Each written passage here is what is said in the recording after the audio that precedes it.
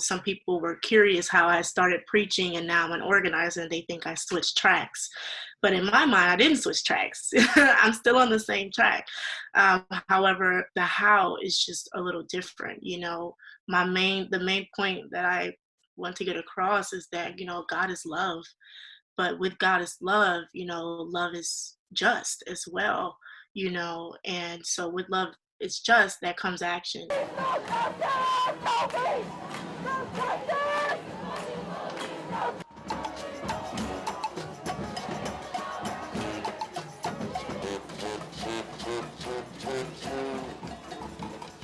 This is liturgy in the street. This is church in the street.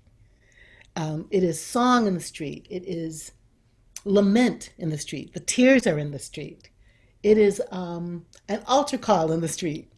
When the kids say, Black Lives Matter, like that's a prayer. It's a demand and a prayer and an altar call that we will make a world in which Black Lives Matter. And that's so exciting to me, that the church is coming outside of the walls, that the outside is coming inside the church.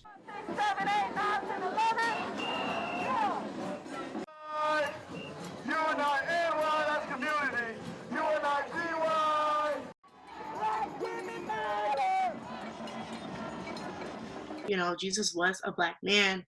Jesus was lynched. Jesus was lynched for trying to dismantle a very political system that did not serve the people. In the Bible, it talks a lot about the disenfranchised, the foreigners, the orphans, the women, the people in the society who are marginalized. And so a lot of times people don't think politics and religion should ever be intersected. But the Bible's very political. It was very political. Tell me what democracy looks like. This is what democracy looks like.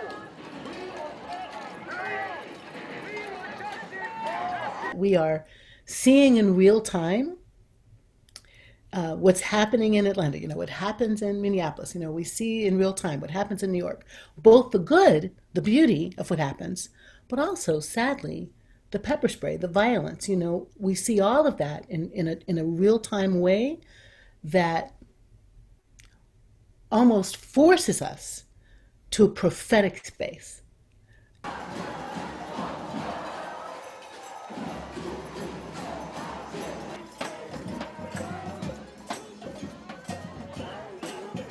I feel like if you are, someone of faith, you care about people, and no matter what faith that is. And in that, you have to ask yourself, well, what does caring and loving people look like? And to me, that's action, that's just, that's love, that's identifying George Floyd with Jesus's Black body on a cross.